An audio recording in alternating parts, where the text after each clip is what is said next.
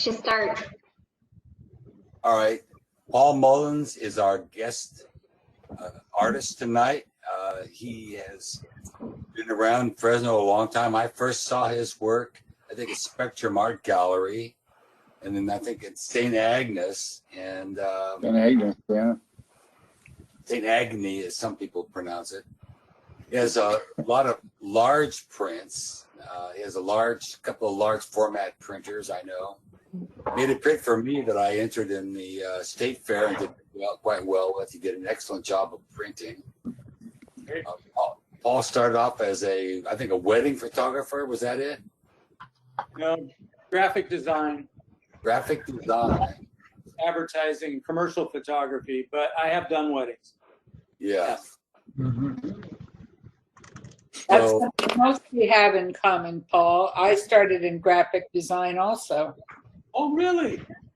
Yeah. How old were you when you started? Oh, Like- gosh. No, I didn't get to go back to school to get my degree until I was 48. Okay. And so I graduated when I was 50 or so. And that's when I started in graphic design. Oh, good for you. Man, I did it way back. It was 20, 25, something like that. Yeah. There weren't very many graphic artists. Now everybody's a graphic artist. I mean, I know. Yeah. They think they are anyway. we're lucky to have you, Linda. No, thank you. well, so everyone here, obviously is a photographer. How many are wedding photographers? Are there any wedding? I mean, mostly at our age, we're probably not doing weddings anymore.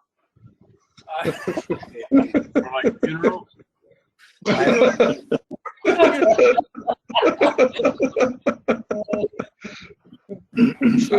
A story about doing weddings with my daughter, but I'll get to that later. But yeah, I just felt a little uncomfortable with all those kids, I was relating to the parents, but yeah, those kids are like, yeah, it was fun, but not my thing. But how many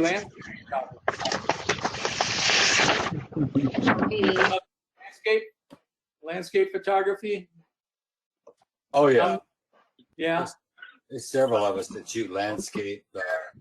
About people, like portraiture, family stuff. Yeah. Once in a Travel. while. I burned out all my grandkids. They don't like that.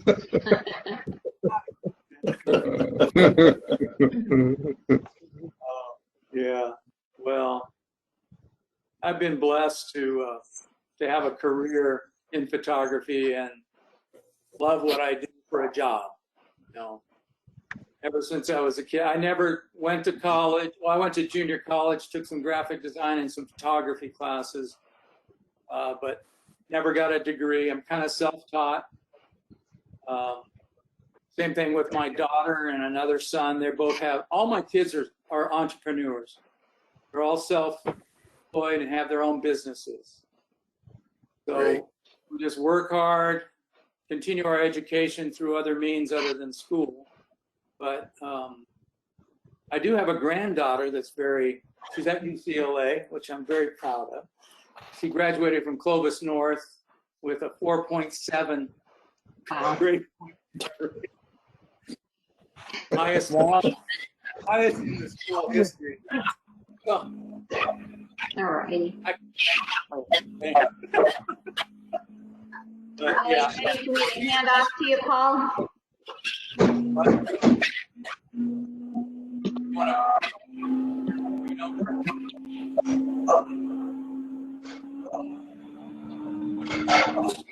We're getting some noise, Elizabeth. Yeah, I'm about to. Yeah. I just handed the presentation off, so I think we might just mute everybody. Okay. And then unmute Paul. Wait, where's Paul? Unmute. There we go. There you go, Paul. I unmuted you. Looks like a lot of people are muted. Okay. I can't hear anybody now. Okay, that's not good. We can Oh. hear you, Paul. No problem. I've got you there. Okay, good. Well, I'm going to start with my presentation.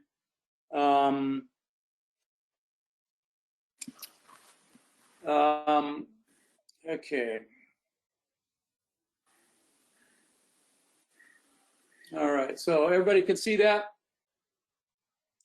These are my kids. Yes. Yes. Two of them are photographers too. My son, Aaron, over here on the left,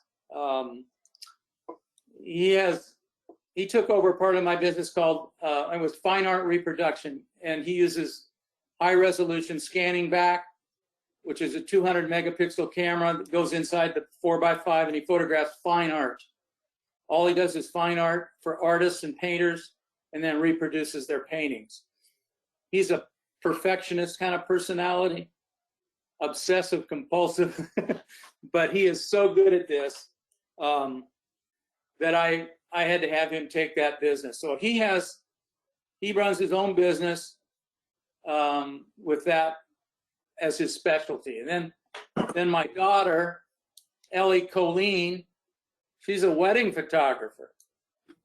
And she has been selected as the People's Choice Award 4 years in a row for weddings. Wow. The wedding photographer, yeah, 4 years in a row. And he has 50 weddings booked right now. She makes 3 times the money I make, which is awesome. And anyway, she's very successful at what she does, and I'm very proud of her. And then, of course, there's me in the middle, probably about 8 years ago. I was a little younger then. But what I have done is advertising, commercial photography, and I've done a lot of architectural work. I've done food, all kinds of different things. But my prime passion is with landscape photography, and that's what I'll probably be focusing on tonight. Anyway, so here's my presentation. This is pretty basic, but I want you to come away from this inspired and excited about taking your photographs to another level, you know? And I break it into the 3 C's of creative image making. It's real easy to remember: communication, composition, and craftsmanship. And all 3 are important. Some of us emphasize one over the other. You know, some of us are very craftsman oriented, very technical, like my son. He's not really into the creative composition. Is pretty straightforward reproduction work, where my daughter is much more into the communication and telling a story. And then composition, as landscape photographers, we all want to do creative, personal, exciting and compelling images that evoke emotion, you know. So composition can help do that. Anyway, that's where we're going. Hopefully we can get through at least 2 of them. Okay? You okay with that? Sounds good. All right. So communication, you know, what is it all about? You know, we look at a landscape like this and we go, I mean, I backpacked up here. It was an easy hike. We spent 3 days here in the same spot, and it was just, it's Mount Shasta in the background. But I mean, I had so much emotional connection with this place after 3 days that I just, you know, I got to observe, I got to play, I got, you know, just had so much fun. And, you know, this image is one of my favorite images from recent years, just last year or 2 years ago. But anyway, you have to ask yourself, what is the image about? Okay. Why You know, is it simply a representation of something that you like? You know, I mean, okay, a flower or a, you know, a landscape picture or a person, or maybe it's sports or something, but it's something, you know, there has to be a message to it. Why did you take the picture? Now, this picture, I have a frame there from a window. I got to tell you the story about it. This was very special to me because I was trapped in a thunderstorm with thunder and lightning going on for about 2 hours. And I took refuge in this cabin. Maybe that wasn't the smartest thing to do because it had a chimney that stuck up a ways. And anyway, I got out of the rain inside the chimney and I just relaxed. I looked at it, I was just, whoa, this is pretty awesome. And I looked out and I saw this window with this view that the miner, this is a mining, Gaylor Lake in Yosemite, high country. It's about 1.5 mile hike, pretty steep up out of the southern entrance to, the eastern entrance of Yosemite. But anyway, I just, man, this is just so special. I gotta make this a memory, you know, of my experience in this cabin. And so I felt like a kid building a fort. I don't know if you ever had any experiences as kids where you think of adventure and wonder and excitement and crazy things that you want to do, you know. And here I was in this guy's cabin, and I just love this picture. So I made this picture of the window with my scene out there. And here's the picture of the cabin with the chimney. I was hiding in the chimney. But anyway, what a great place to go. There's 3 little lakes connected.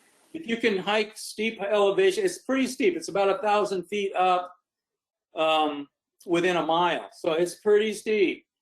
But you come up from the left side over here, right out at the entrance where the parking lot in the east side, you know, where you come up the grade and there's bathrooms right there. Well, you'll see a trailhead that says Gaylor Lakes, and you can go right into this in about 1.5 miles.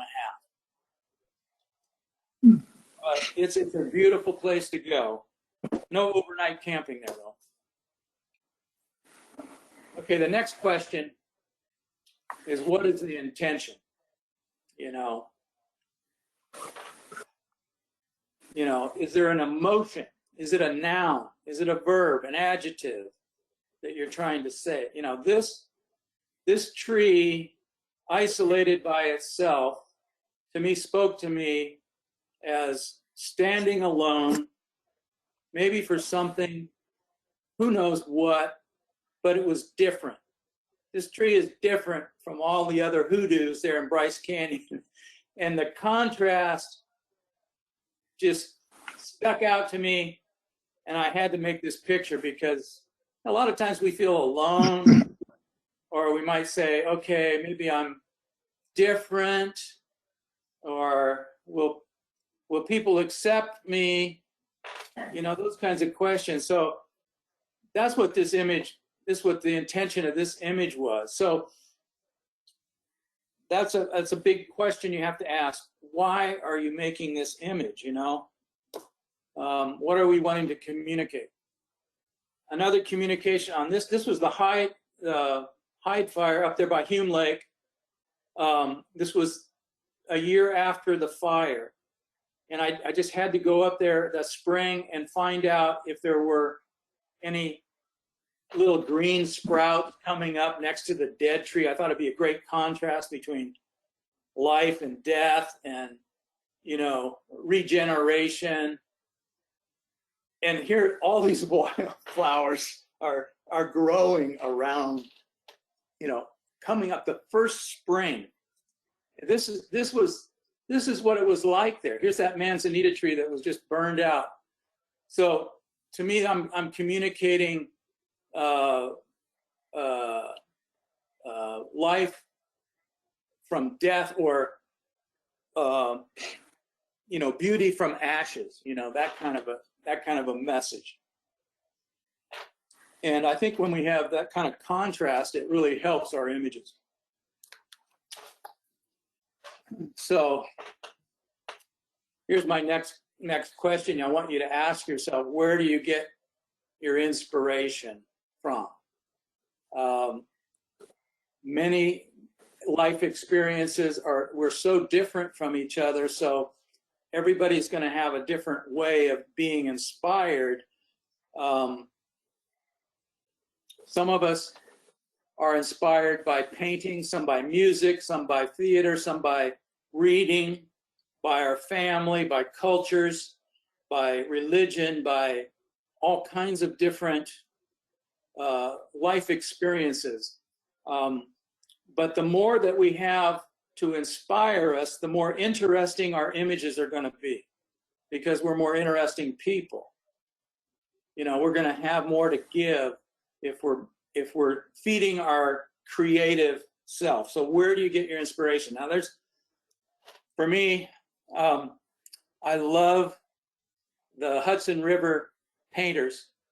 Albert Bierstadt's one of them, but they were in the late 1800s, right before the Impressionist artists, and they were showing the West to the East Coasters. You know, they were saying they were coming out. They were some of the first people out here in the West, and they were showing how grand the landscape was, and I mean the lighting, and I mean it's very romantic. I suppose it's over the top, but I always loved this stuff. I mean, it just made me feel good. So, but this is Yosemite. You can see El Capitan on the right. This looks like it looks like he put Yosemite Falls over here next to, well, that's Cathedral supposedly, I suppose, and this is Sentinel Dome. But look at the meadow; it's totally different than it is now. But you know, he made his sketch and went away. It's pretty cool. But anyway, that inspires me. This picture that I'm going to show you is one that I did about 5 years ago, maybe longer. That was right during a fire, so they had this haze. The haze is creating this glow coming up through. This is the Minaret Range, and I put a filter, a warming filter, on the image, so it emphasized that warmth. But this is my attempt to try to be like Albert Bierstadt. But I mean, I kind of see it that way. I feel like, wow, you know, this place is gorgeous. And, you know, I was actually taking a picture the other direction. I was turned the other way at a stream in the alpenglow on the Banner Peak. And I was waiting for the alpenglow on Banner Peak in the morning. And then I turned around and I saw this. And I said, oh, man, this is way better. But anyway, so you can see how Albert Bierstadt kind of inspired me on that. Of course, we all know Ansel Adams. How many of you have been inspired by Ansel Adams? I mean, Oh yeah. Who hasn't? You know, he was the first real landscape photographer in our country. Well, I mean, not first, but I mean, he's one of the well-known. I mean, he's, you know, the zone system, the straight photography. You know, I like this purity that he was trying to represent nature without going crazy, fluffing it up and all that. It was very straight. But anyway, he has a big impact on me. I remember the first time I saw an Ansel Adams print. I was an art director in Orange County, and the printer, Gardner Fulmer, was printing his poster of the valley tunnel view. It's got the snow and all that, and they were printing it. It wasn't an original photographic print, but it was a lithographic print with three-color tritone. It was super detailed. First time I ever saw his work, and I just couldn't believe how great that was. It was so inspiring to me. But anyway, so here's another one. So, you know, we all go to Yosemite, and we find a lot of the same places that he shot.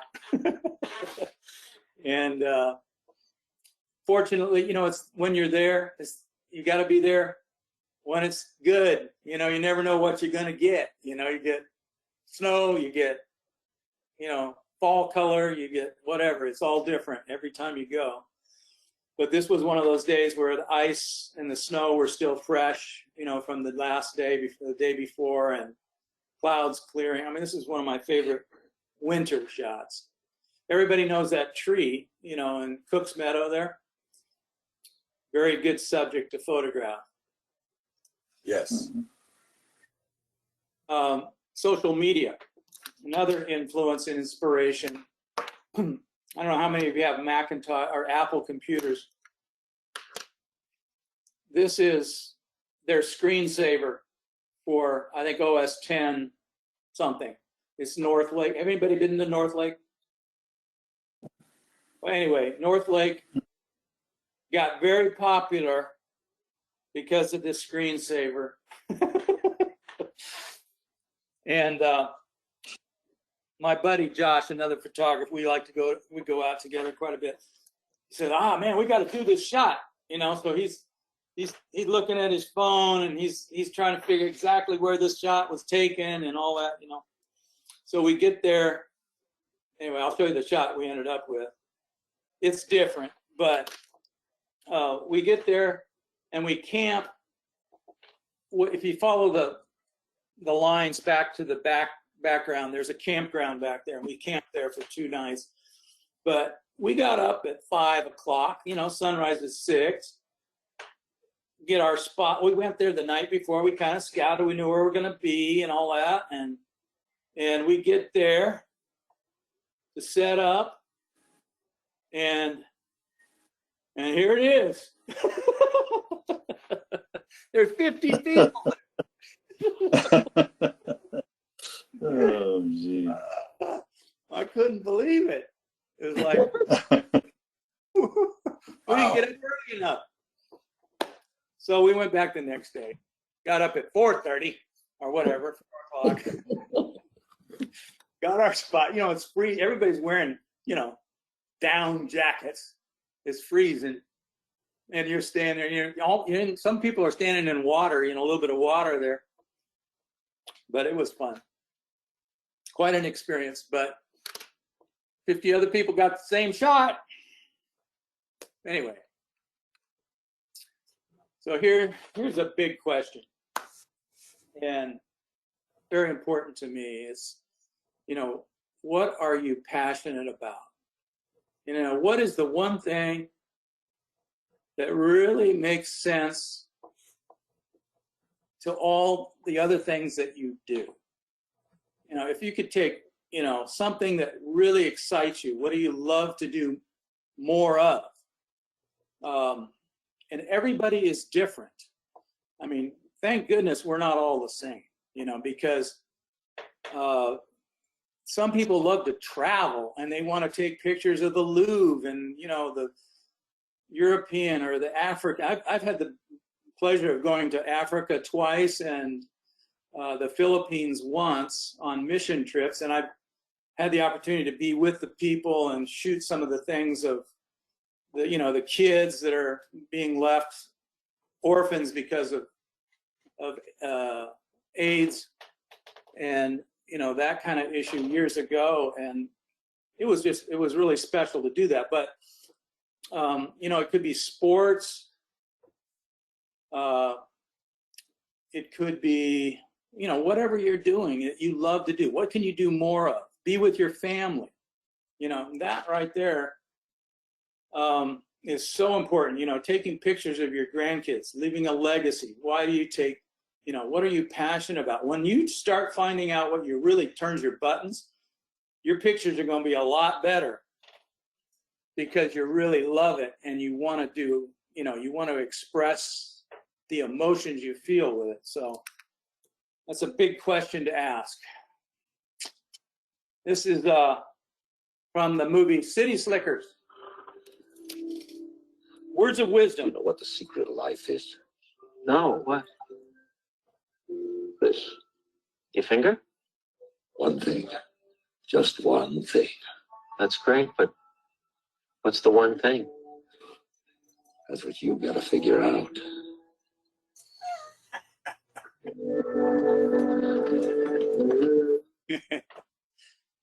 Isn't that great? Words of wisdom. You know, how many of us love that movie? Oh, yeah. Going through midlife crisis and wanting to find the meaning of life and all that. And here, what was his name? Anyway, he's the tough guy, the confident, courageous, you know, tells it like it is. One thing, you know, you got to find out what it is. Well, anyway, for me, I'm going to tell you a story about this area here. This is Ray Lakes out of Kings Canyon. It's a loop trail from Cedar Grove, the very end of the road. And it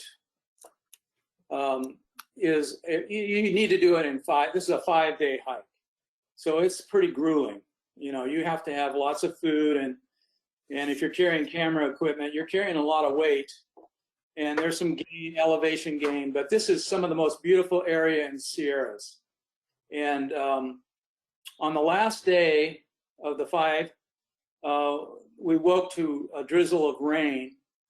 So we knew we had to get out that day, and we made breakfast, packed up our tents and gear, and got off before it really started raining hard. But we walked the trail, and it was such a gorgeous thing. I mean, the water drenched flowers. It was, you know, they were just blooming. And I don't know about you, but I like sort of soft light on foliage and stuff like that. I mean, it makes it really intense to me, and it was just so gorgeous. And then my brother, I have a twin brother, by the way, and there were 3 other guys with us, my best friend Gary, and my brother, son-in-law, and another guy. But anyway, my brother Phil, he's leading the way out, and we're walking down the trail, and this thunder, lightning, hits Sphinx Dome, which is right next to us. I mean, you know, if you've ever been that close to a lightning bolt, and the crack and the thunder just stops you in your tracks, and you just, whoa, you know, the hair standing up on your head. It was like, whoa, we just stood there and speechless. And then we looked down the trail to the valley, and we could see underneath the cloud cover, there's a rainbow. I mean, this was the most gorgeous place that I had ever been. And, you know, it was like, I just stopped. Anyway, my brother starts singing the hymn, "How Great Thou Art." You know, this is, you know, and I don't know if you know, you probably know the words. I see the stars, I hear the rolling thunder, thy power throughout the universe displayed. Then sings my soul, my Lord, my God, to thee, how great thou art, how great thou art. And, you know, all of us starts joining in and singing this. And we were just in a worship state and overwhelmed by the Creator, that God had made this special place to display his power and his divine nature, and just how creative he was, and that he, you know, he was just sharing this with us. So that thing really meant so much to me. I mean, it changed the way I looked at nature. I started saying, okay, there's someone behind this. There's a designer, there's a creator, there's someone that is awesome, that can think all this stuff up. You know, it's like, how, you know, we look at the trees, we look at this and how everything fits and all that. It's inspiring, but yet there's something greater beyond that. So for me, that became my passion. That became my one thing, you know. My one thing is to see the glory displayed by God in nature, and to see God's glory. So that is my purpose is to see and to share God's glory. Now that, may not be for you. Not everybody's into, Jesus Christ or religion or anything, but that for me is what motivates me to do what I do. And so I'm excited when I go out to a scene and see something like this. I go, this is a time to worship. Anyway, the other question, next question is, who are you and what makes your photograph your own? So I'm photographing weddings with my daughter for probably 3 years, just to train her, so because she loves doing weddings, and so I want her to have a career. Anyway, we're doing this every weekend, and I'm going, I don't have any time to get out and do my nature photography. Anyway, so she says to me, Dad, she's getting good at this. She goes, Dad, you need to be more current. I go, what do you mean current? I thought I was pretty hip.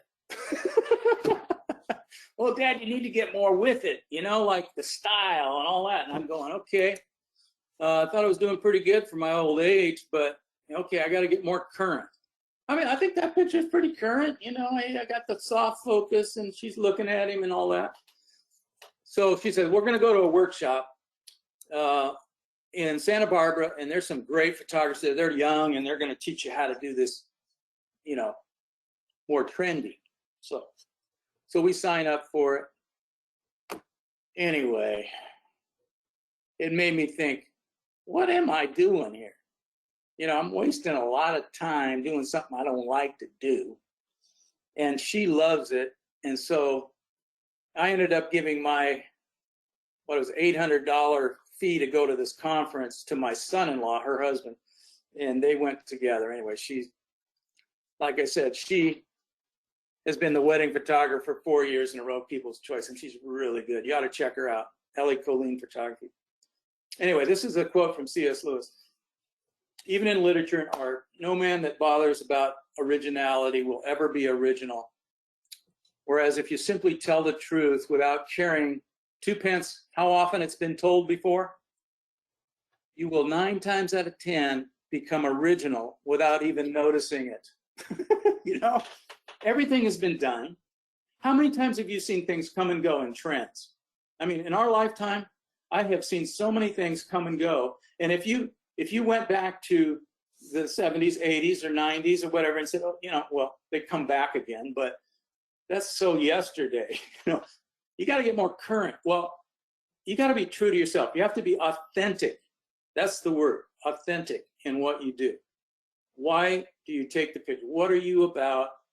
And it's got to be you. So that's important. So after that, I started going to waterfalls, and hanging outside. But I still have my commercial business, so I do a lot of this kind of work, houses. Now, this was fun. This was in Santa Barbara, and the owner wasn't home, so I got the run of the house, and I was waiting for the sunset and all that. I got to sit in those chairs, and right behind me is the ocean, It's like, I think I live here for a little while. I got to pretend that I live there, but it was so cool. But I love doing architectural stuff, but still not my #1 passion. I do a lot of aviation stuff with the airport. I've done these. This is I don't know if any of you have drones or done aerial photography. That's kind of cool to do too. I love that. I do a lot of food photography. This is for Harris Ranch.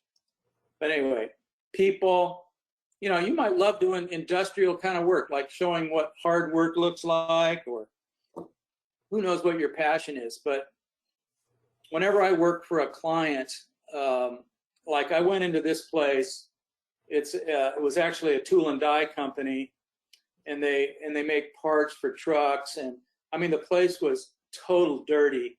It looked like it was 100 years old. And so I had to come up with an idea how to show a lot of different situations without really showing how dirty it was.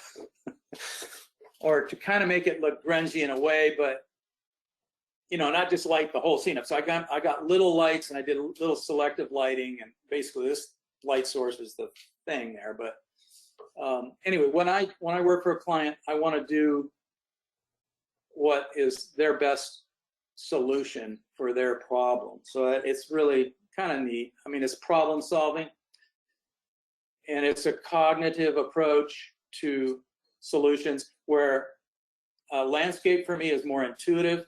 It's like emotional feelings. Like this stuff, this was a bunch of rocks.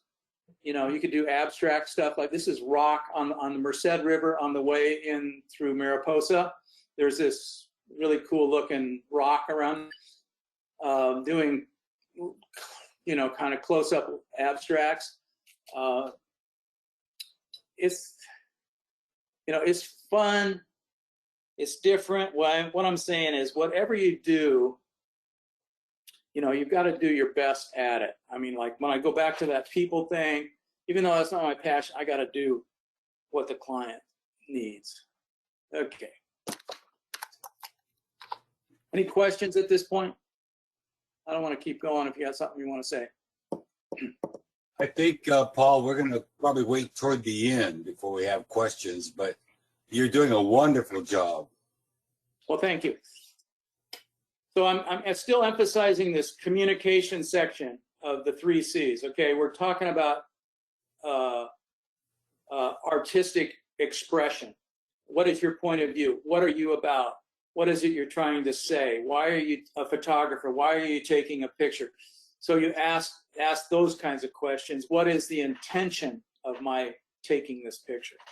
So we're artists using a camera to see with a new eye. I mean, it's like you're looking at the light, you're looking at the frame, you're looking at the emotion, you're looking at the scene with your heart. It's the eyes of your heart as well as the eyes of your, you know, your visual seeing, but it's also taking in an emotional response. So you need to play, you need to relax. When you come up to a scene, like we were here 3 days, I didn't have to make an image real quick.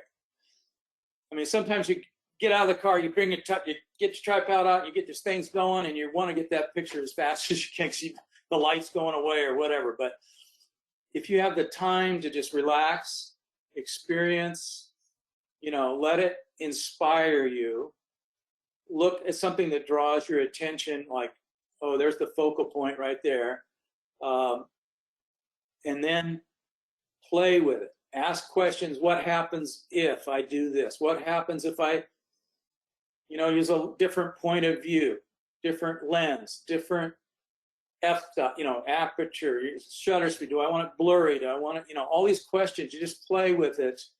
Maybe I need to wait till the sun goes down, you know, just before it goes down, I'm going to take this picture so it hits those things. So those are the kind of questions. You just see with a different eye. You're asking questions, what if questions, and don't rush. You know, we tend to want to get out there, get the camera going, and all that stuff. But you know, just relax. If you come away with one good picture from your from your trip, you got a good trip. I mean, if you got one that you really like, I mean, it's better than bringing home a bunch of stuff that's not that great. It's better to have one that you put on the wall. So anyway, just relax. But you know, sometimes it doesn't come, and if it doesn't, you go get a cup of coffee or whatever, take a break, come back another day. You know, sometimes it just doesn't work, and we make mistakes, and so it's okay. But it's a lot of work. Another problem is overcoming the fear of being perfect. This scene reminds me of that so much because, you know, we all want to be thought of as doing it right and doing it the best we can and all that. But I tried to frame this picture. I didn't like that fallen tree there. You know, I said, man, I got to crop this thing so the blemish isn't in there. So I must have spent 30, 45 minutes trying to figure out a point of view that I liked, you know, and finally I said, what am I doing? The tree is the point of interest there that fell down. There's a beaver over there that chopped that tree down. So I embraced the idea, okay, it's okay not to try to make everything perfect. And you know, that's a fear. What voices are you listening to? You know, is it your own self-condemnation? Do you listen to other people that you respect, or that, you know, just online they're friends that don't really matter and they're saying, oh, that's or whatever? But you know, listen to encouraging things. This is one of those tension moments where the tree is going to fall off that cliff. In fact, it has fallen off. This is Point Lobos. That tree has fallen off now. But I don't know why I put this in with the being perfect thing, but this tree is not perfect. It's about ready to fall, you know, but it makes that image special to me, because there's, how in the world is that tree still there? No, it's not. Okay. All right, so that's the first section. Composition. This is important too. I'm going to give some really things that, there's a couple things in here that really mean a lot to me about how I work with my pictures. So, well, the first one is what you put in the frame is up to you. I mean, where you put the camera, your point of view. I mean, you want that reflection of the mountain in the foreground between the rocks. I mean, where you position, do I want it to cut into the rock? How much sky do I want to show? I mean, maybe this is too wide, but anyway, I made some decisions about this picture. And again, I'm camping next to this little tarn for about 2 or 3 days. So I know this lake, and this morning it was perfectly still, no wind, and so we had reflection. But anyway, what you put in the frame is up to you. Where you crop it, what goes off the frame, and all that stuff is really important. So this is a good example of, this is El Capitan Meadow. In fall, there's, you know, no sky in this. An interesting tree. It's kind of a half tree. A lot of color contrasting against the blue. But that's one way to put it in the frame. Here's another way to put it in the frame. You know, a little less symmetric, you know, you've got a little bit more tension in the balance. You've got some negative space up at the top in the blue. And then here's another way you can crop that image too. So now the trunk becomes the subject of this picture. But what you choose to crop or to put in the frame is those decisions that are fun. You can play, you can do a lot of preliminary sketches, what I call, you know, just shots before you get real serious. You can just play around and then finally do something you like. Another big element in composition is contrast. In this case, you've got probably a 5-year-old little tree and a 2,000-year-old tree next to each other. So you got a contrast between a startup and something that has endured and stood there for 2,000 years. You know, so I mean this, and also the contrast between the light and the black background, the highlight on the shape. So you know, the way you compose this, to me, this is an important element in image making, is contrast, because it really creates the emotion. Whether it's young, old, could be color, it could be soft and hard, it could be, you know, textures, all kinds of different contrasts, loud and soft. You know, musicians make great photographers because they understand the dynamics of being quiet and being loud, and you know, how you bring attention you know, to certain parts of the music. Another contrasting, bare trees with just a few little color in the background, you know. I love that this was one trip we made to the east side.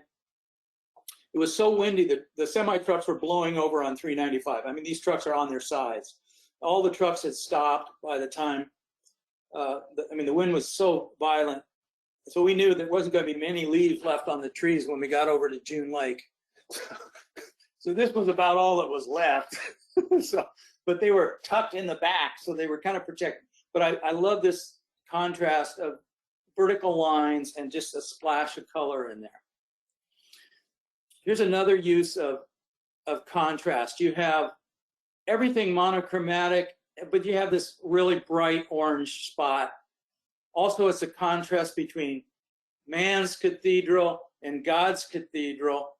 You know, you have this giant place of magnificence, and then you have this other place of worship here too. But it's just like, to me, it was, which one would I rather go to? You know, I don't. But it's an interesting juxtaposition for me. Contrast again. Okay, now this, pay attention if you don't get anything else. This is really important for me. It's called the balance in values. So I want you to think of values in the sense of gray, white, and black. You know, just three. Okay, just three. I mean, Angela, yeah, he had the zone system with 10, but that gets kind of complicated. Let's just go three. Basically, you know, you look at your image and you kind of divide it, you know, you look at what makes it interesting, and these value structures are going to make your images a lot stronger. And what I show here is on the top left is 50-50. It's half black, half white. Very static, formal, symmetrical, and okay, but it's not that interesting. Now you go one step to your right and you see on the right side, we're adding a middle tone, the gray, 1/4, 1/4, and half. It's getting more interesting, the structure. And you go down to the bottom row on the left, and you have 3 unequal proportions. The one here, the bottom left, is probably what that picture, the last slide on the Merced, was in Yosemite, is structured like. Then you move over one more and you've got dominantly one value. It can be any, it doesn't have to be black, it can be dominantly white, like the Bryce Canyon with the little tree. Dominantly white, some gray in there, but the highlight on the thing was, the tree was black, and that was the smallest of the values. So if you look at the second one over, the white is the smallest. Now, the white is going to be your subject. This is a way to isolate. If you can do this, I mean, the one to the left is pretty good. But, I mean, if you can do this where you don't necessarily have to fill the whole frame with your subject, but if you can get the values, I mean, we're looking at color. So I did one over here in color, the top right, and we're talking about complementary colors playing off each other. So in this case, yellow, purple, orange, you know, orange, blue, red, and green. I mean, you see a lot of football teams using complementary colors for their uniforms. But this is a contrast, and it also is a way to isolate, okay? It's just gonna make the picture more compelling when you think about these values. Again, if you want it to be formal, 50-50 is pretty good. I mean, if you want it to be real structured, but if you want it to be a little more asymmetrical, freeform, but have a real focal point, I try to do this. It doesn't always happen, but sometimes it's magic. So this is what that image looks like in color. Now I shot this with 8x10 color Velvia film. It was an 8x10 sheet. I only had 8 sheets loaded for the whole day. And I mean, you only get 8 shots. I mean, with digital now, you take 800 shots probably. But I have 8 sheets, and I used 4 of them in the morning, and I had 4 left for this image. But it was the light coming down the river, Merced River from the left, hitting just these two clumps of trees, and then Velvia made the mountains really blue because it's pretty saturated in the shade. But anyway, it works both ways, color and black and white. You can notice that the yellow is kind of complementary to the purple. It's more blue, but there's no orange in this picture, so it still pops. The other element is line. You know, I just use this architectural image because there's a lot of line in it, but it'll direct your eye to a subject. You know, a river, a road, foreground, middle ground, background, those kinds of image, you know, creating line to your thing. S-curves are gorgeous, you know, to use. Very pleasing form. Again, here the little color pop was pretty much monochromatic, and then you know, you get the subject on that. Another thing in composition is using shapes. This triangle highlights the subject, which is the bridge. Again, the bridge is the smallest value in this picture. It's the white, and it's what I'm talking about in this picture. But the framing helps show it. This tree pattern just happened to be a triangle, which I thought was interesting. Another principle in composition is repetition. You know, when you find things that repeat itself, it can be sort of static, but it's interesting to me sometimes to see the different scale and so forth. Another repetition of branches.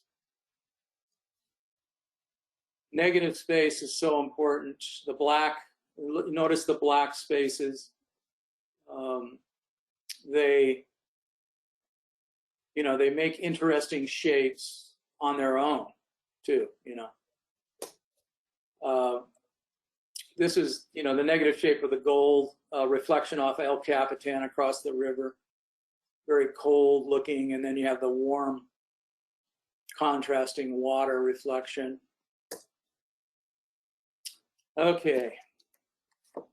We all want to talk about lighting. This is so large a subject that, but anyway, I put some LED lights in here, so don't think this is natural light. But I brought in a couple light stands and LED battery powered lights, and this was moonlight. This is the middle of the night, just moonlight, and the LED lights lighting underneath tungsten color temperature, so it was real warm. And a lot of people have photographed the Mobius Loop in Alabama Hills. Pretty famous thing. You can see Mount Whitney in the background. Another one that I put LED lights inside the cabin. Everybody, if you've been to June Lake or 395, this old cabin is right off the road. And it's sort of still standing. I think they had a big windstorm. The one on the little cabin on the left, I think, is blown over now.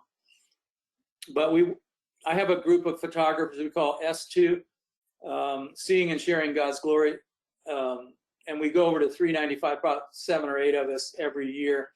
And this was one of the spots we stopped. We knew we were going to get the Milky Way at 8:30 or something like that in October. And so I went and lit up the light, lit up the building. The blue light here in the foreground was trucks and cars driving by, lighting up the foreground there. This is end of the day soft light. You know, this is with a neutral density filter, 5-stop, 8-minute exposure. It was about 8 minutes. So it's why the water is real milky looking, just like really long exposure. So and the clouds are moving and all that. So it's a lot darker when you were there than what you see. But, you know, playing with lighting like that, low light, moonlight, is really kind of fun. I like it because I have a lot of lighting equipment, so I can use it. This is in Laguna Beach. It looks like a lighthouse, but it's a stairway down to the beach. The house up above built this for their access to the beach. And this is, again, a long exposure at night, kind of dusk. There was a light on a pole. I think it was a fluorescent light. That's why it turned really green behind the thing there. Amazing how good images you can get at night, at dusk, you know. But again, I had a neutral density on this, about a 5-stop, which slowed the shutter speed way, way down. So I could get, you can see how soft the water is there. I love soft light. I mean, this has no direct sunlight on it. And I'm not pushing the color and the saturation on this. This year we went there, this orange aspen tree, it was amazing. So cool. But again, a cropping on this, pretty tight crop on it. Soft light again, no direct sun, long exposure for the water there. This is in Silverton, Oregon. You can actually walk behind this. See the trail behind the waterfall? It's really fun because you can go stand behind the water and hear the noise coming over, and it's just like crazy. It's really, really beautiful. There's 9 waterfalls in this park called Silver Falls Park. And if you ever get a chance, it's outside of Salem area, Willamette Valley. Not a hard hike. I mean, this waterfall is easy to get to, not very far, like a couple hundred yards. So beautiful place. But I love the soft light on this. This is an example of hard light. You know, it's getting towards the end of the day. It's coming from the side. It really puts in texture, and it has a lot of drama too. So, I mean, when you're looking, I mean, lighting is so critical to landscape photography, and everybody loves to shoot at dusk because it's more dramatic. And so you got to wait around, and you got to know what you want to shoot, be ready to do it. You know, you scout, you know where you want to be. Because if you just decide, okay, there's a sunset happening, what are we gonna put in it? You know, you scramble around, you don't know what you're doing. You probably aren't gonna find anything right off the cuff. You know, so you got to know what you're doing, plan it. But this is real dramatic light. This is side light. This is that same area as the last light on the Merced, but this is like 10 years later. You can see the difference in the trees growing, but the light hitting in the back. Now, oops, I'm gonna go back.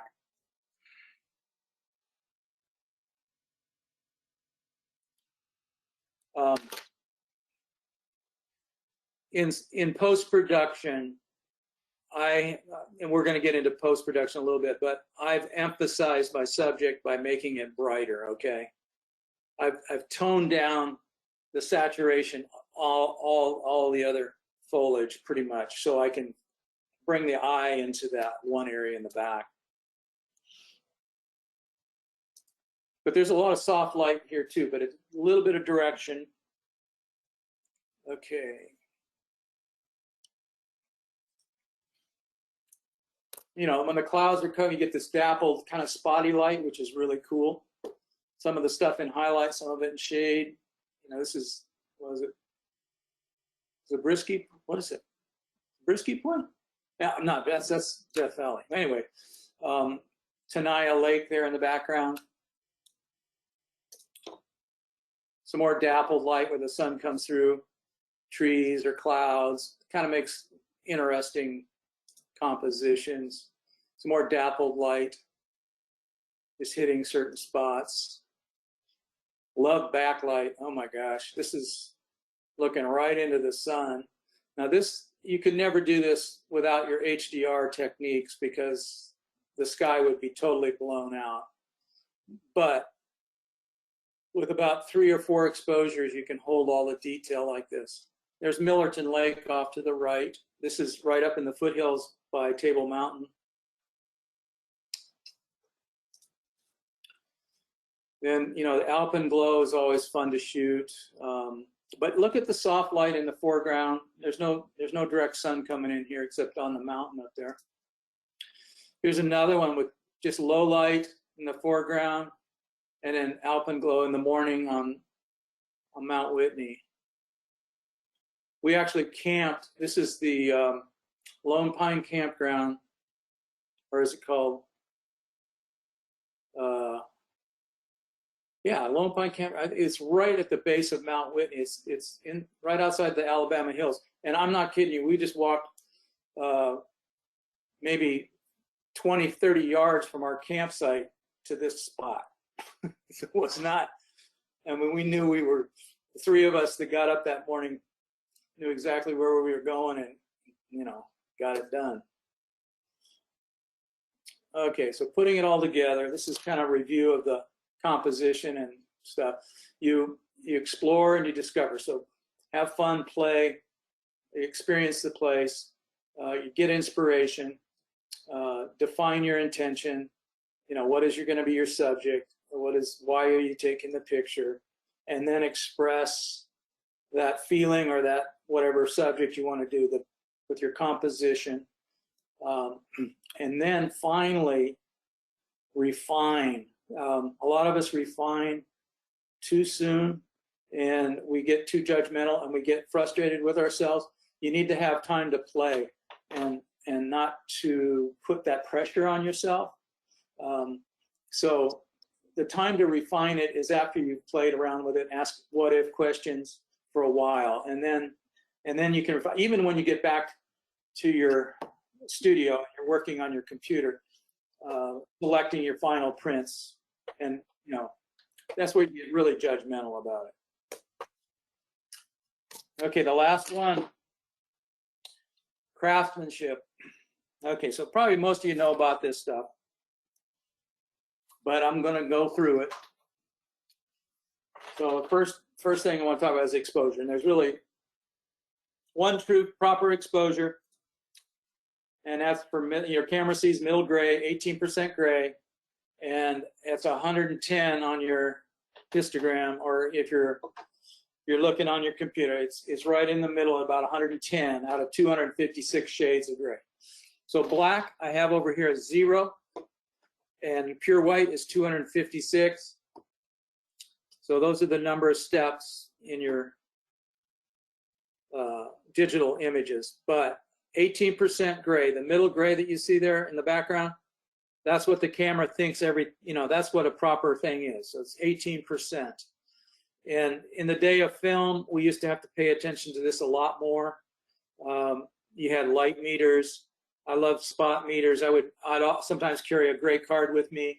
I would take light readings on the highlight shadows and see the difference in contrast and all that stuff. Now with digital, you can see what you're going to get, and it makes it a lot easier in coming up with your exposures. But I always shoot manual. I never use auto unless I'm at an event like a banquet or something.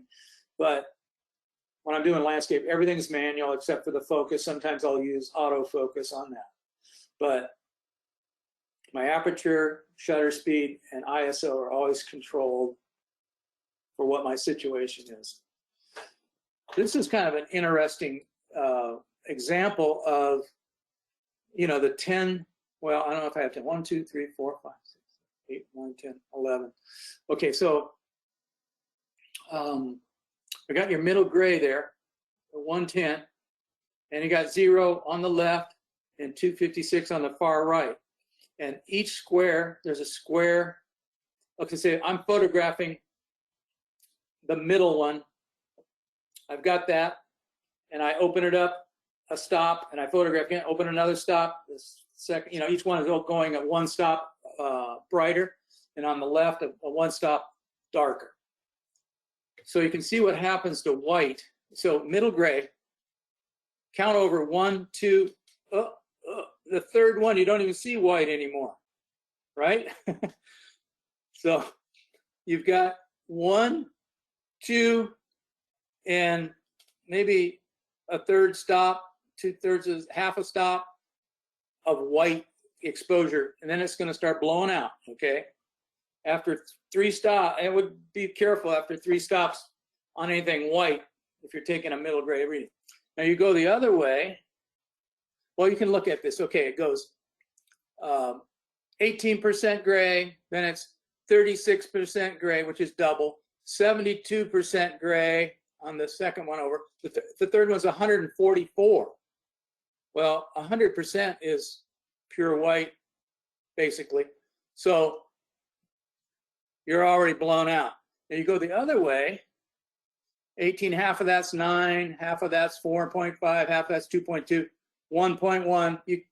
You're still seeing a little bit of gray. That you can go farther on the shadow side and still see white, but your black is going away. Anyway, so this is kind of a good thing to see on your dynamic range. You can see what happens to middle gray as you open up and as you stop down, and you can see what happens to white and what happens to black. So, well, I always bracket, so I'm safe. You know, I always start out with about middle gray. I'll do at least a stop over and a stop under. Maybe sometimes 2 stops over and 2 stops under.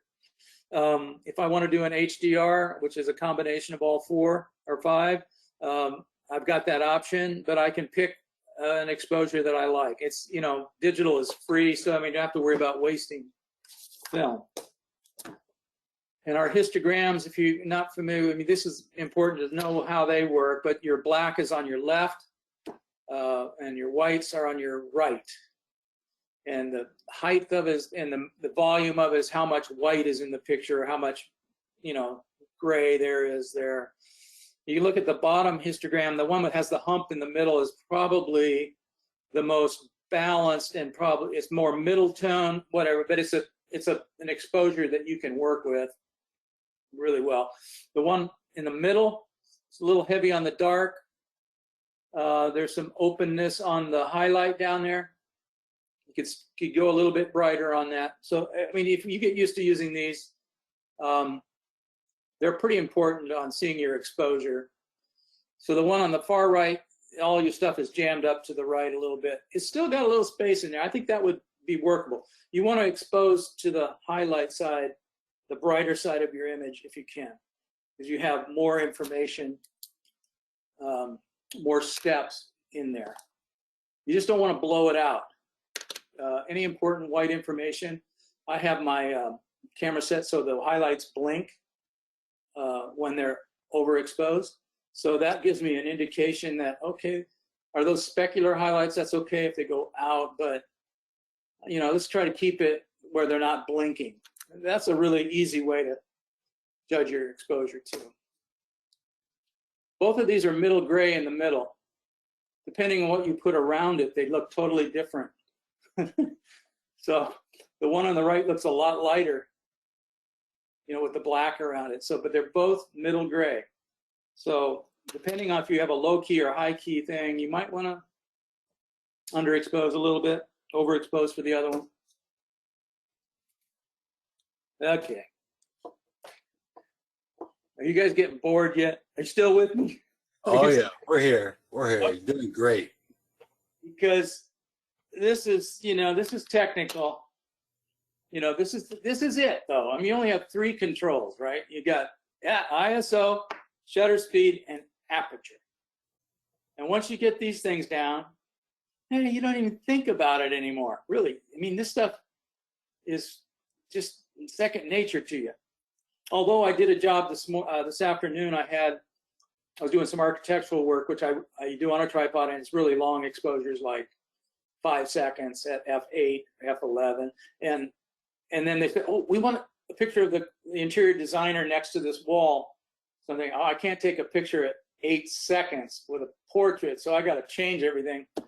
And so I went to f4, turned to ISO, I got that shutter speed up, and then I forgot to reset it when I went outside to do the outside of the building, or no, the conference room. So I screwed it up.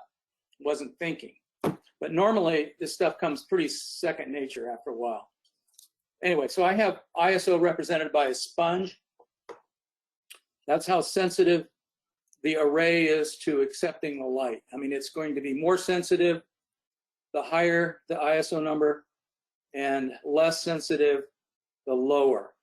The advantage of the lower is that it's a lot cleaner file, doesn't have noise in it. So you want to shoot as low as you possibly can. I usually shoot at about f64. Because I'm using a tripod.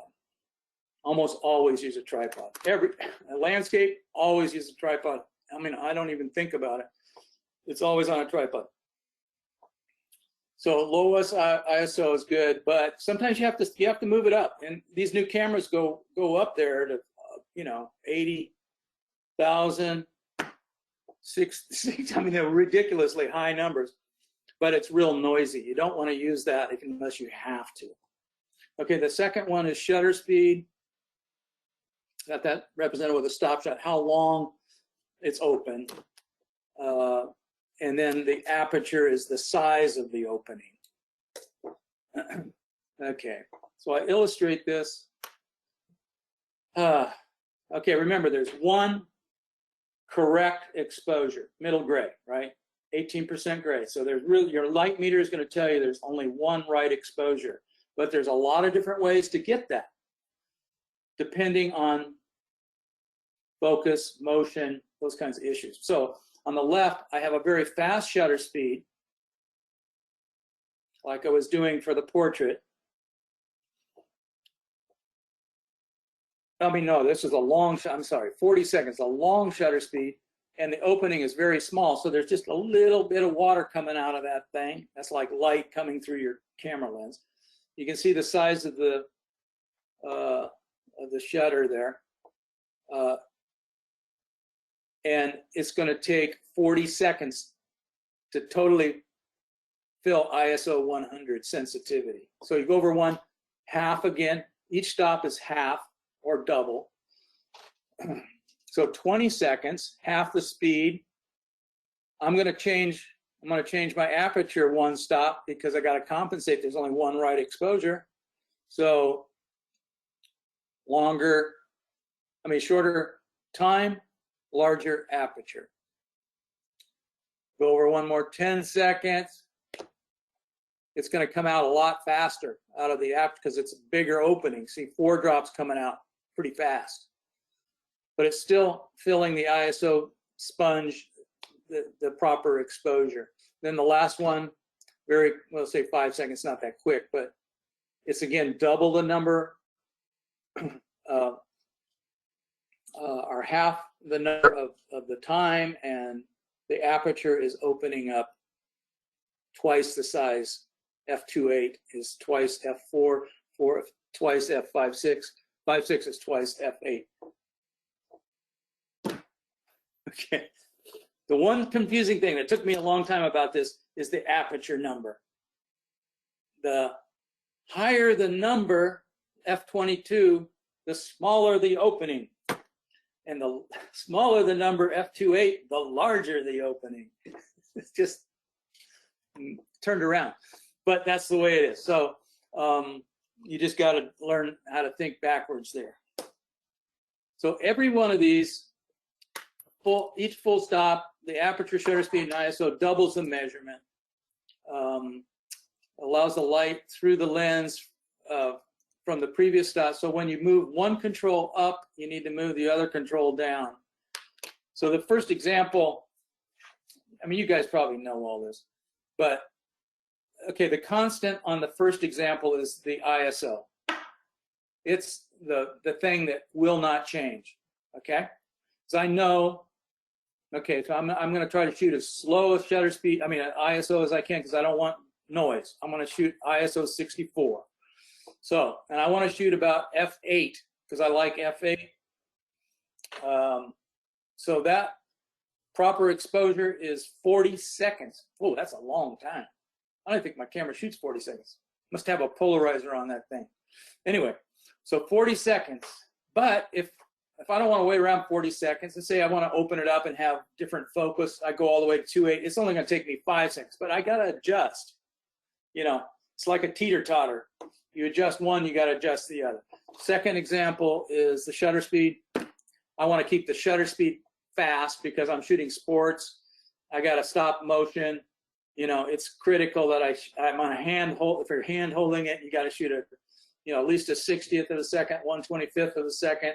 So I'm looking at, okay, I'm going to have to turn up my ISO to be able to do that if I want to shoot with a small aperture, or you can shoot wide open and, you know, shoot at a low ISO, fast shutter speed.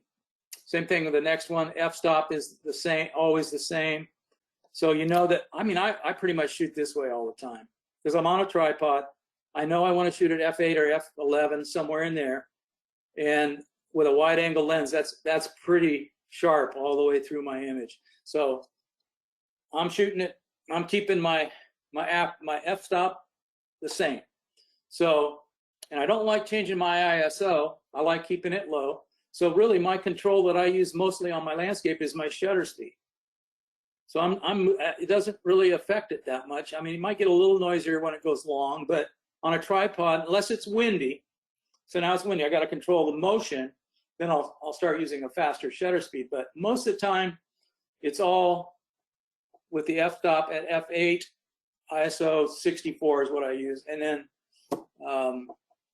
whatever the shutter speed is to get the right exposure. So, all right, next thing is focus. And I got this. I love this image because it says sharp. But yeah, you know, where do you focus? You know, and what shutter speed, what aperture? I mean, would be good. Okay, so this is pretty simple, but really important.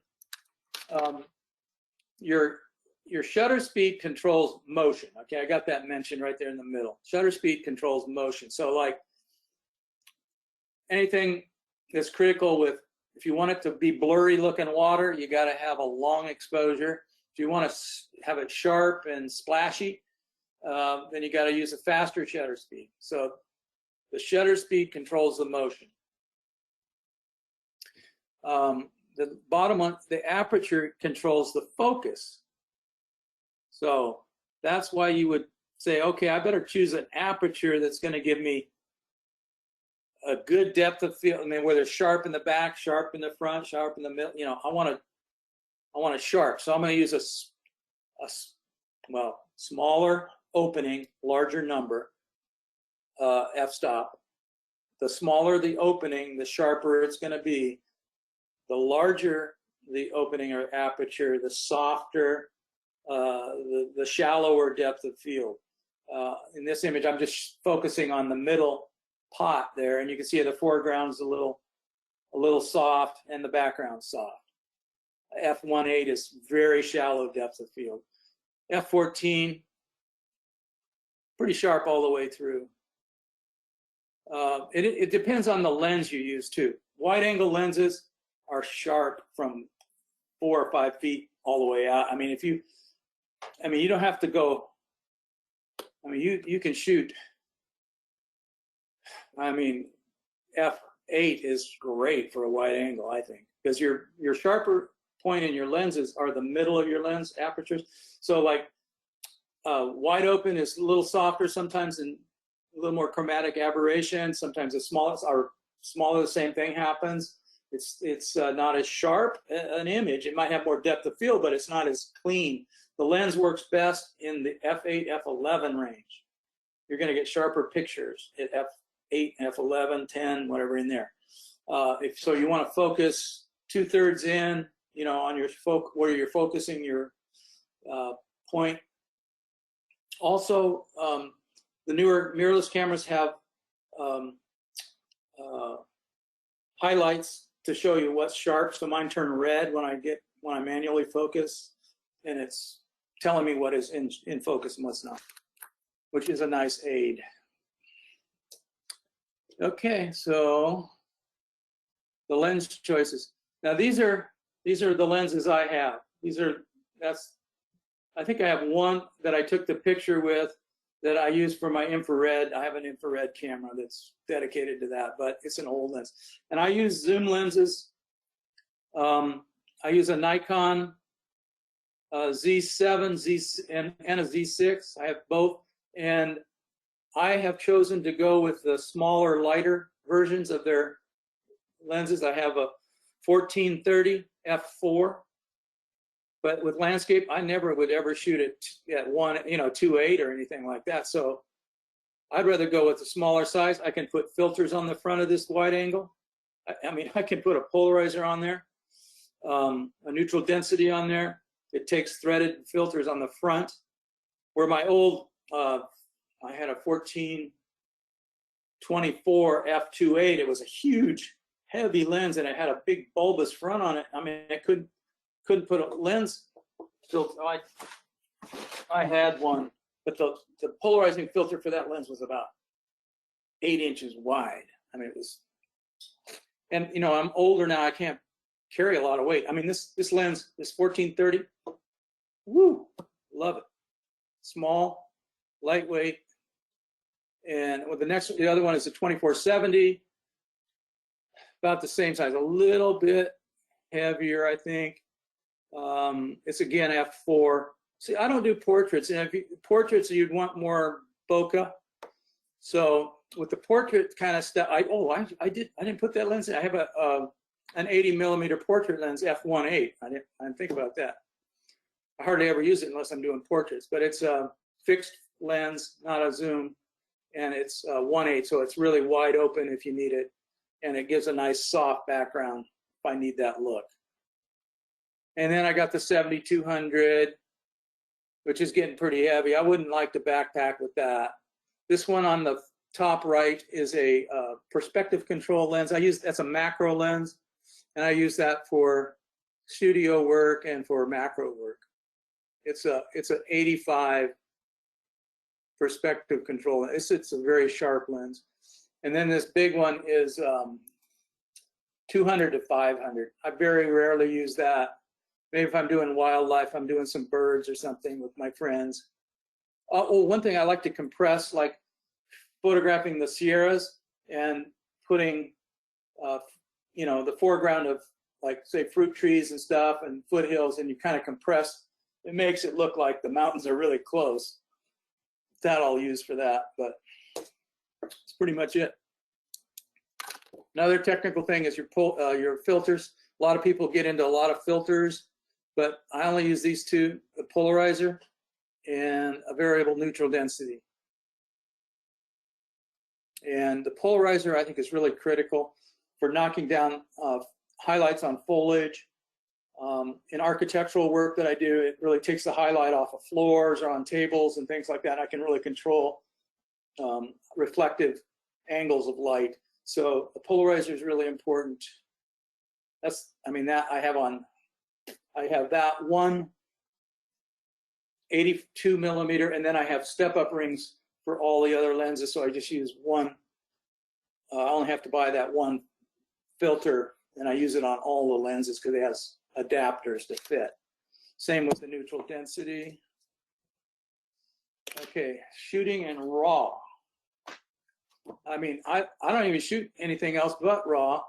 Some people like to shoot JPEG and RAW, or they have two cards. They might want to shoot one JPEG, one RAW, but I just shoot RAW, and I only have one card. I've never had two cards. A lot of people don't like that. I've never had a problem, but there's different RAW formats, and it's so much better than just shooting JPEG.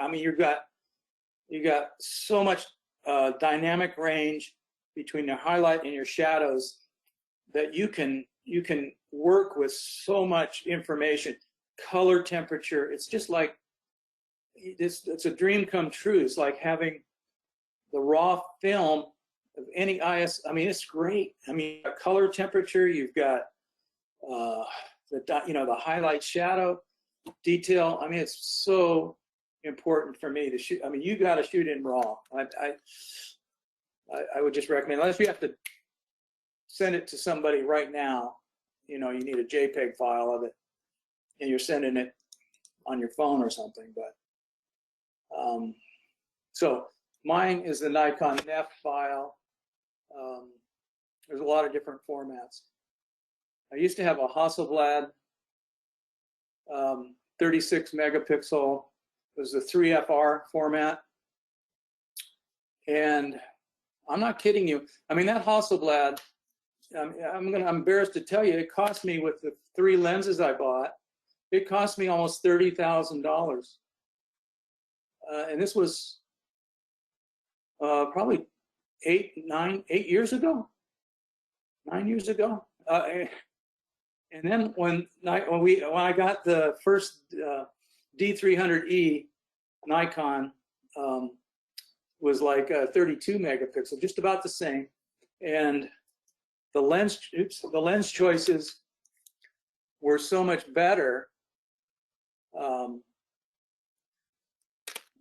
with your mirrorless camera or with your SLRs. And I mean, you had so many more choices, and the quality was very, very, I mean, I would say that the Nikon image was better than the Hasselblad image. And I was lucky to be able to sell it used.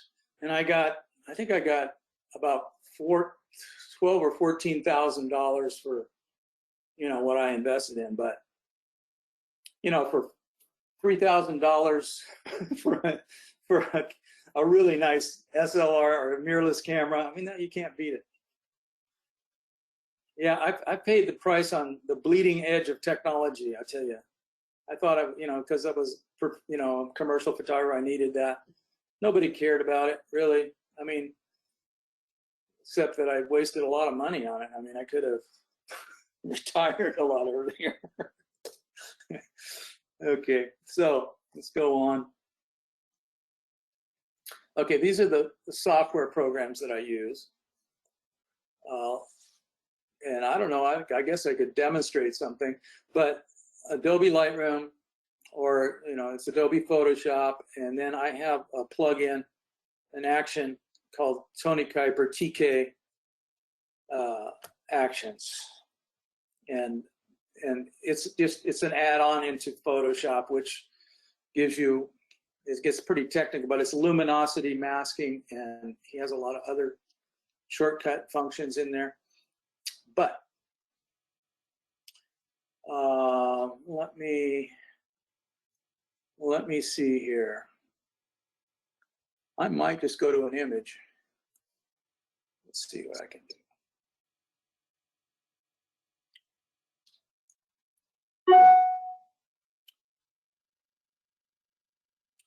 Let's go to Lightroom. How many of you using Lightroom? Anybody know? Quite a few of us are using Lightroom. Okay, so you probably know it better than I do. I just use it. I use it pretty much to just get my image to where I like it, as far as not too bright, not too dark, color balance is right, whatnot. Or if I'm doing an HDR, that I would do it in this. Would you like me to do an HDR, or would just like to work with a single image? I'll just do this single image here. Okay, so this is one of those times where I was with my friends, and it was beautiful sunset happening, and we're over by Chichansi Hotel, and we're going, we got to find the place to shoot. It's like, look at that sky. I mean, it's like, pull over. I said, well, we got to find something to put in it. I mean, like, okay, here's a road. We went down there, and so here we are on this road here. Okay, so okay, we're well, it's just pretty sky. There's just okay, we got that going. But here comes this couple in their little golf cart, and they're picking up trash, And I said hello, and I said, well, that's a beautiful sky, blah blah blah. And he said, well, you like to photograph? Well, come on over to our house. We've got this little ghost town thing that I built. Oops, all right. And you might want to take a picture of it. Well, the time I get over there, I'm not kidding you. It was dark. I thought, okay. Well, he turns on the lights. He turns on the light. My wife and the other gal with us, she goes on in, and he's a good old guy. He's got this. This is right near Chichancy. I mean, down the road, and he's built this little saloon thing. It was really fun. But okay, so now this is the raw file. You can see over here, I haven't done anything to it, but the sky looks kind of blown out. I mean, this exposure, oh, where is it?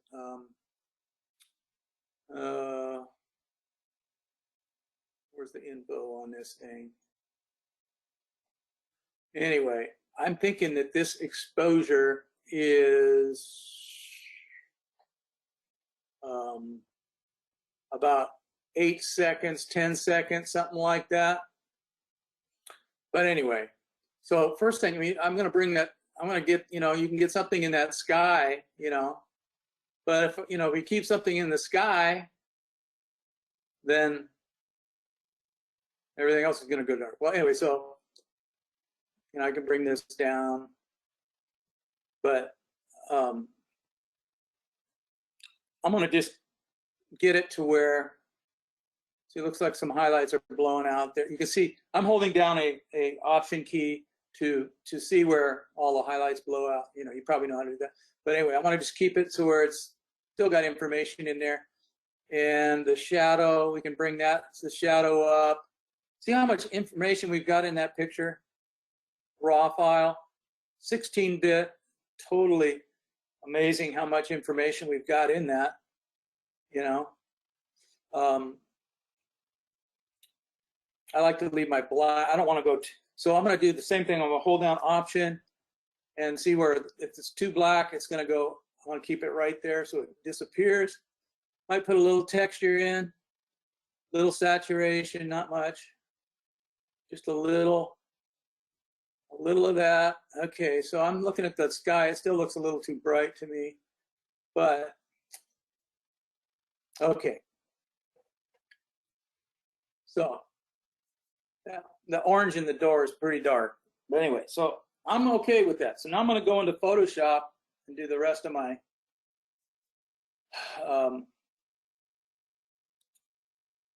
my editing.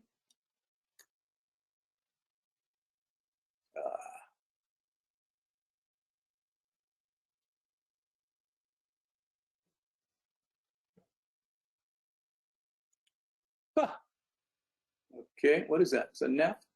Oh, that's already a Photoshop. Okay. Well, let's get it in there. File can't be opened. Now, I had this all planned out, and I don't know what happened here. Okay. Well, we're going to go to what? Can't edit it right now.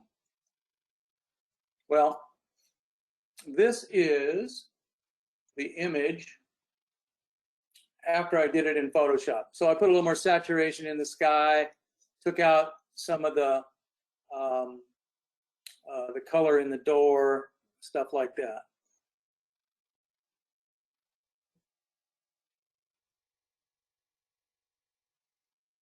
Okay. I'm gonna see if I get this. I can't believe it just doesn't open in Photoshop. Okay, help me out, somebody. Never had this issue. But anyway, the point that I want to make is about the raw file that that we have here. So much to work with. Now this is the Photoshop file, so I really don't. This isn't the raw file. I have to go back to what I was working on there, and I think it was this one right here. Was it this one? It was this one right here. Yeah, so good. All right. Sorry about that. I wasn't able to bring it into Photoshop, but let me just open up one.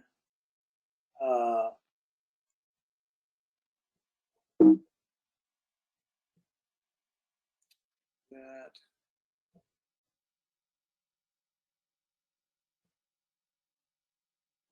Oh, you know why? Because my hard drive got unplugged with my USB. Anyway, okay, I'm not going to go there because I don't want to deal with that right now. I pulled my monitor away from my Drobo drive. Okay, so that's just about it. We've got those 3 programs. And when you go through it, I usually just get, what is it, the subject again, get all the distractions out of the way, like dust spots, crop it, do everything that's kind of global, that's not going to be done on a layer. I do my spot reduction on a layer, but get all the distractions out of the way first before you start making some of your Photoshop stuff. And then you start creating the mood. So you would want to take some of that saturation out of the inside of the house, or make the sky a little more moody, whatever you want to do. So you start creating what your intention was, and you emphasize the subject. You can draw the eye, you can take saturation down, darken, whatever you want to do, dodge and burn. And that's it. I'm done. We've done a great job, Paul. I really appreciate you being available tonight to help us see how you see. Yeah. It's an honor to be with you guys. Kindred spirits here, man. I love photography, and I love photographers because we share a lot in common, and we all want to do and find and produce images that are exciting and personal and so forth. So thank you for having me do this. I really appreciate it. Hey, Paul, tell us how we can check your website out, contact with you, that kind of thing. All right.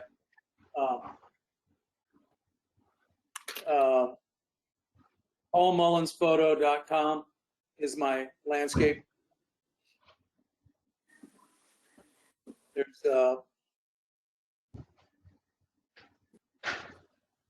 singular photo, PaulMullinsPhoto.com, and my email address.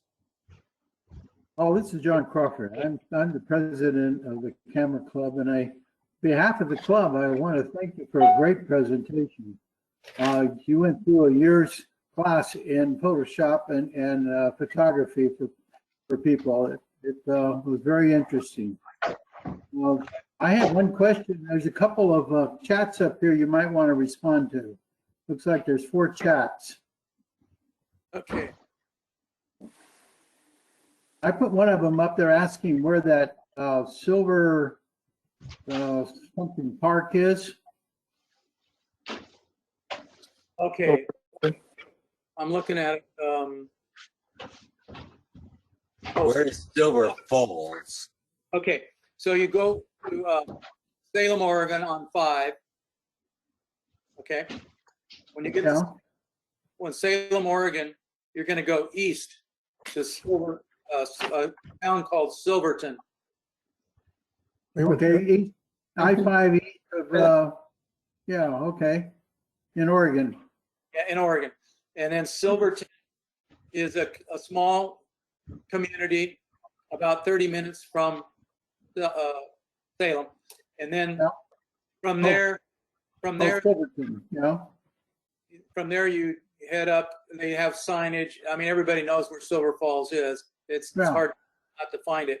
But what you're saying, it's right outside of Silverton. Yes. Probably take you about 20 minutes to get there. Okay. Because I'm gonna be heading that way this summer, and it'd be nice to know. Gotta go. My twin brother lives in Silverton, so I go there every time I visit, and it's wonderful, wonderful place.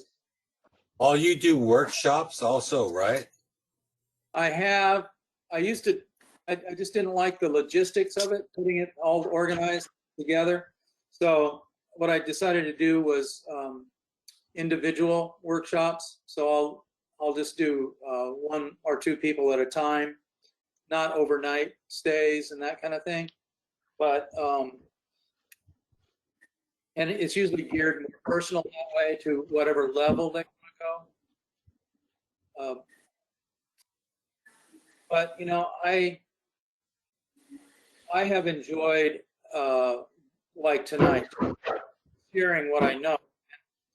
When I go on a workshop, it's pretty much just taking the people to the locations that I've photographed in the past, and it you know, gives some instruction and watch what they're doing and help. But it's pretty much the same kind of theory that I'm presenting tonight that I would present in the workshop if I were going to do a long-term one. But yeah, I do them. There's information on my website about that.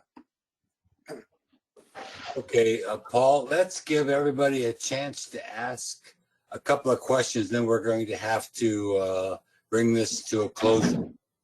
Let's have some questions. Dan, Harris, Gerald, Fred. Well, we'd just like to say this has been an absolute joy tonight. One, to see your work, but to know more about you. This has been just an enjoyable time. Learned a lot. That makes me feel good. I was hoping that it would be a benefit and you get inspired. So yeah, we got to get out there. Can't make pictures just talking about it, you know. So Yeah. Hey, by the way, you know, you were talking about the f-stops. yes, The reason they change is they're fractions. yeah, So 2.8 is really 1 over 2.8. And then 1 over 4 is 1/4. So it's 1/4 of the lens opening. And they all follow in that line. That's why they're reversed. makes. That just always confused me because it was backwards, you know, to me. But they're fractions. That makes sense. The reason I deal with that, I've dealt with that when I was teaching math. I used that concept to help them understand mathematics, fractions. Very good. Yeah, yeah. Use your camera to explain it. Yeah, that. But now you should know it. I know I could do it with not even my eyes open. I just. Well, of course, when you get to know it, you just do it. Oh, that's, Yeah. that's too bright. Okay. You know, it just happens because I do it every day. You know, with work. Well, not every day, but almost every day. And so it becomes part of your tool. I just want to say everybody should check Paul's website. He has many more images that he hasn't shared with us tonight, and they're just amazing images. Sierra Pacific Orthopedic Building, both floors have about 70, 80, 90% images with Paul all over the walls. It's just some beautiful work. Where? At Sierra Pacific. Orthopedic. Yeah, there's All those pictures, I thought it was from one of the doctors. yeah, Dr. Hansen. I'll tell you a story of how I got in there. In fact, I bought some 8-ply mat. You ever cut 8-ply mat? It's real thick, and it costs about $35 a sheet. You know, for a 40 by 30 sheet. So I'm cutting it with this old little teeny mat cutter, and I'm ruining the mats. You know, so I just wasted $70 because I had a box and I'm going, and I can't do this. I'm taking it over to Rolf Gallery, and I'm going to have Terry, I don't know if you know him, but he just passed away. Terry Rolf cut the mats for me. So he cuts the mats for about 10 images, and he's got them sitting out there at his frame shop in his gallery, and here comes Dr. Hansen to have some of his backpacking photos framed by Terry, and he sees my prints there. He says, who did the prints? And so Terry tells him about me, and he calls me up. I go down there and share my, he says, well, shoot, we're just building a new facility. This is when they first started. Because I'll take all of them. So here, my big mistake, not being able to cut the mat, turned out to be a great blessing. I mean, I sold all of them without even thinking about it. But I thought it was Dr. Hansen's. yeah, it was Dr. Hansen, and then now Chambers Lorenz. One of my prime sources for sales is interior designers, and because they buy volumes of stuff. I mean, I probably sold one company. Facility Design is a really good interior design firm in Fresno, and they do a lot of work. But I probably sold tons. I mean, maybe 400 large prints for the last 2 years to them. And then I have other clients that I do calendars for them, and then they they buy my prints for their office, and they probably have 4 branches around California, and they've, another 80 prints or something like that. So, I mean, businesses, interior designers, and once you service them and you really come through for them, like do a good job of printing. I print my own prints and do a lot of, I don't do all the framing, but,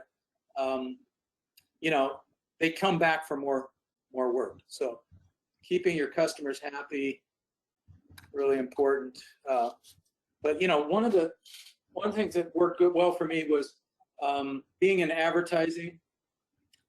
I knew a lot of the marketing people at St. Agnes, and they needed images for calendars. They put out a calendar. They printed like 14,000 calendars that they sent out, and they used for 4 or 5 years my pictures. They would buy them. The exposure that I got was great. And then same thing with this client that's got 80 pictures. They do a calendar every year, and so I do that. And they print up, I think they printed up 5,000 calendars and send them out to all their clients. So, and they put a little bio on there for me and everything. So it's free promotion. I mean, it's great. I don't do social media, really. I should. My daughter, Ellie, here is, I don't know how many followers she has, but she's an influencer in a lot of places. So that's how she gets her business is social media and word of mouth. We're going to have to bring this to a close. If there aren't any further questions, I want to sincerely thank you for what you've done tonight. You've done a great job, and we really appreciate that. It's a real privilege to be with you guys. And, Thank you. Yeah. Thank you again. Keep me updated on your times together. I'd like to join in. Okay. take care. Thank All you. right. Bye. Bye.